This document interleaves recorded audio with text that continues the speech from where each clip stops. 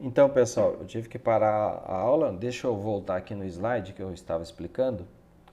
Então, aqui eu tenho a tintura de Jaborandi, que é um agonista muscarínico, parasimpático mimético, e eu tenho a tintura de Beladona, que é um antagonista muscarínico.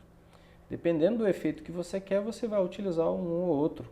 E aqui está um exemplo bem clássico. Deixa eu pegar aqui a caneta. Então, se o teu paciente, você sabe que o parasimpático, ele estimula a salivação. Então, se o teu paciente tem boca seca por algum motivo, você usando a tintura de Jaborandi, você vai ter um efeito sobre essa boca seca, você vai melhorar a secreção salivar. Um outro detalhe interessante, que o paciente, por exemplo, que tem hiperplasia, deixa eu escrever aqui, hiperplasia prostática benigna, ele tem sempre urina aos pouquinhos, né? Porque ele tem uma próstata inchada, isso aperta o canal da bexiga e, consequentemente, o paciente tem uma retenção de urina que pode levar até uma infecção.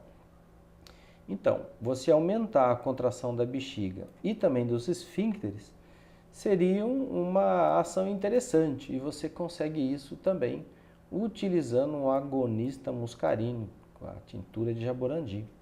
E olha só que interessante também, a tintura de Jaborandi vai atuar na facilitação da ereção. Deixa eu voltar aqui um slide para ver umas coisas muito corriqueiras na clínica, tá? Deixa eu pegar aqui a caneta. Por exemplo, eu tenho a glândula e quando é acionado o sistema parasimpático, nós temos um aumento da secreção e também um aumento da secreção gástrica, né? Então, naqueles pacientes que têm hiperidrose, que têm excesso de... a gente chama pacientes parasimpáticos, né? Eles têm muito estímulo dos receptores muscarínicos M3. Uma forma de diminuir essa hiperidrose é usar um inibidor muscarínicos M3. É claro, os fitofármacos não são tão seletivos. Então, se eu utilizar, por exemplo, um agonista muscarínico, eu pioro a secreção gástrica e a secreção e a hiperidrose. Agora, se eu usar um antagonista, eu não terei esse efeito. Então, eu posso usar a tintura de Beladona, que vai atuar diminuindo a secreção gástrica, que talvez não seja interessante, mas é essa a ação dela. E vai diminuir também a secreção, auxiliando os pacientes com hiperidrose. O paciente vai fazer uma prova, vai fazer uma entrevista, ele transpira as mãos e transpira na camisa, então talvez seja interessante você utilizar isso para o seu paciente. Vamos em frente. Vamos em frente, mais um.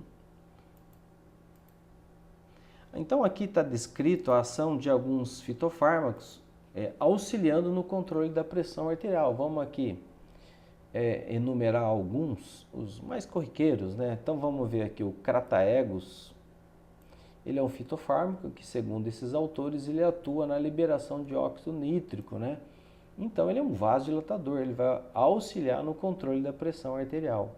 O Crocus sativus também, ó, ele é ativo no beta-2 adrenoreceptor, então ele é um beta-2 agonista, né? Você lembra lá que o beta-2 agonista ele tem efeitos benéficos em pacientes asmáticos, porque ele provoca uma broncodilatação.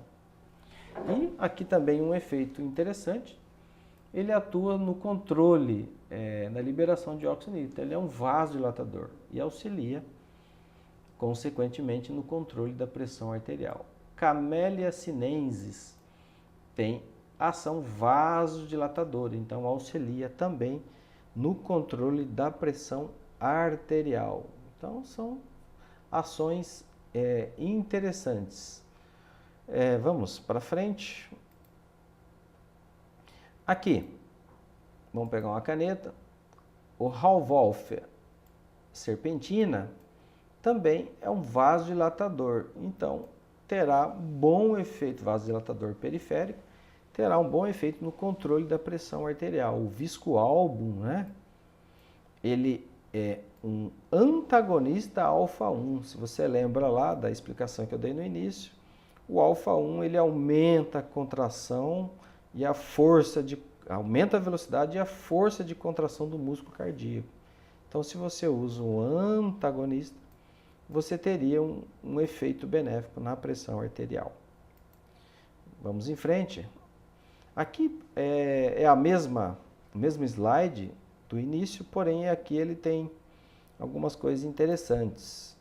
Então aqui o crataegos também ele bloqueia a passagem da renina para se transformar em angiotensina 2.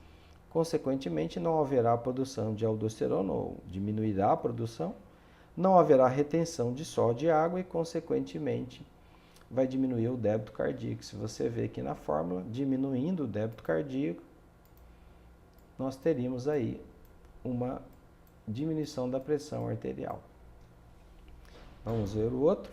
Aqui uma série de vasodilatadores que liberam óxido nítrico, né? A camélia cinese, o ascorbato de magnésio, a metilcobalamina, a citrulina, o vinitrox, que é comercializado, se não me engano é patenteado, a niacina, que é a vitamina B3, o derivado da niacina, o nicotinamida, e o tadalafila, né? O Cialis também, são vasodilatadores. E como que eles vão atuar? Eles são vasodilatadores, diminuem a resistência periférica. O Crocus sativus, ele tem também efeito na vasodilatação, então ele diminui a resistência periférica. E, consequentemente, você lembra aqui da fórmula, né? Diminuindo a resistência periférica, você vai ter uma queda da pressão arterial.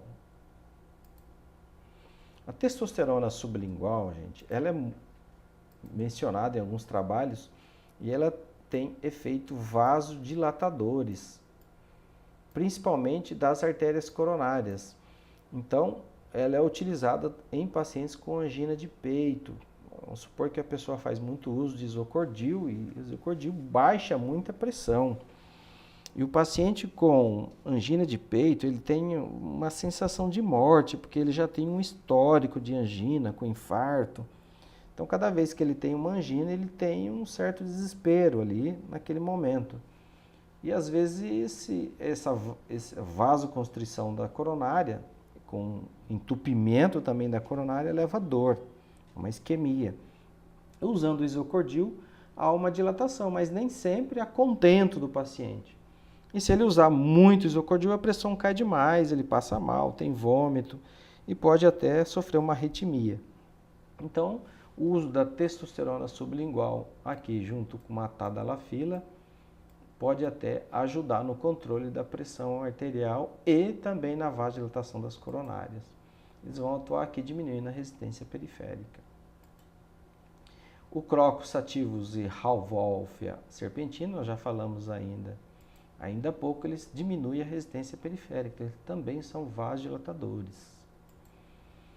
O Viscoalbo, ele é um antagonista alfa-1, que está nos músculos lisos, então ele vai diminuir a resistência periférica, controlando a pressão arterial.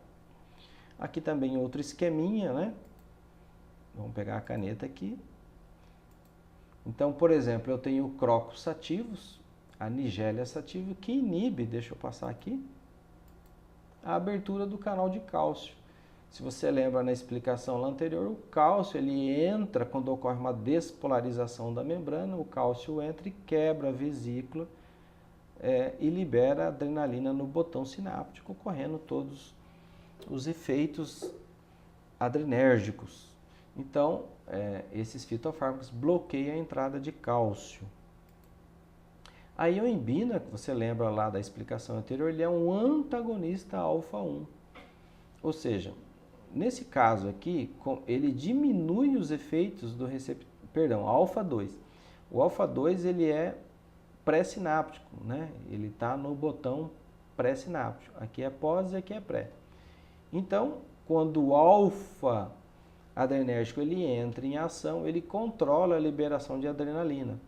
Quando você usa um antagonista alfa-2, ou seja, usando a ioimbina, você tem uma maior liberação de adrenalina. Então, No caso aqui, para controle da pressão arterial, não é interessante, mas para a pessoa que quer emagrecer, o aumento da adrenalina aqui no botão sináptico vai melhorar. Deixa eu pegar aqui uma caneta. Você, por exemplo, vai ter uma ação no tecido adiposo, no receptores beta 3, aumentando assim a lipólise. Então, a inhibina é muito utilizada em emagrecimento e também na disfunção erétil, como você viu lá atrás. A ação da adrenalina facilita a ereção. Vamos ver o que mais nós temos aqui. Deixa eu passar mais um. Então, esses elementos aqui são importantes para a formação, né, da dopamina, e a dopamina também tem efeitos nos receptores pós-sinápticos, aumentando daí a pressão arterial. Não é interessante para controlar a pressão, mas é interessante para pacientes parkinsonianos, né? Porque daí você vai ter uma ação da dopamina nesses receptores, aumentando a força de contração muscular. Aqui, recentemente descoberto, o Alpinia Zerumbet, ele é comercializado como Ziclag, né? Deixa eu passar mais um slide, ele é um bloqueador do canal de cálcio. Aqui eu coloquei só para exemplificar, gente. Ele não é utilizado, apesar de ter trabalhos de uso da Alpinia Zerumbet na pressão arterial, ele é utilizado pelos fisioterapeutas para controle da espasticidade. Por que ele age controlando a espasticidade? Porque ele é um bloqueador do canal de cálcio. Ou seja, se o cálcio não entra, não ocorre a despolarização da membrana. Então, esse fitofármaco ele é utilizado em áreas espásticas e isso facilita a fisioterapia e, pasmem vocês, ele dura até 48 horas. Então, o uso contínuo diário do Ziclag, né, da Alpinia Zerumbet, auxilia no controle da espasticidade. Vamos em frente. Aqui, alguns fitofármacos que também auxiliam no controle da pressão arterial, como eu falei ainda há pouco, a Nigella sativa, ele é um bloqueador do canal de cálcio, né? E o Viscoalbo, acho que eu já falei lá atrás, ele é um antagonista adrenérgico. Bom, pessoal, eu agradeço vocês por terem assistido essa aula. Se vocês quiserem fazer o curso de fitoterapia e suplementação ortomolecular, que é utilizada por médicos, fisioterapeutas e nutricionistas, tá? Vocês podem acessar aqui em minha página e lá você vai encontrar a agenda de cursos, né? E se você se interessa também pela prescrição, nós temos a loja, né, da clínica, aqui não se assuste que está a clínica da coluna vertebral, porque é uma área que eu atuo, né, na coluna vertebral, na fitoterapia ortomolecular. Então, os meus produtos estão lá. Nós temos um software chamado Lineu Biofitos, eu devo ter vídeos aqui falando sobre ele. Então, LBP, Lineu Biofitos, que ele é um software de prescrição de fitofármacos e suplementos ortomoleculares, ou seja, você que não domina 100%, este software, o Lineu Biofitos, ele auxilia muito na prescrição. Bom, pessoal, é o que eu tinha para hoje. Um forte abraço a todos e até o próximo vídeo.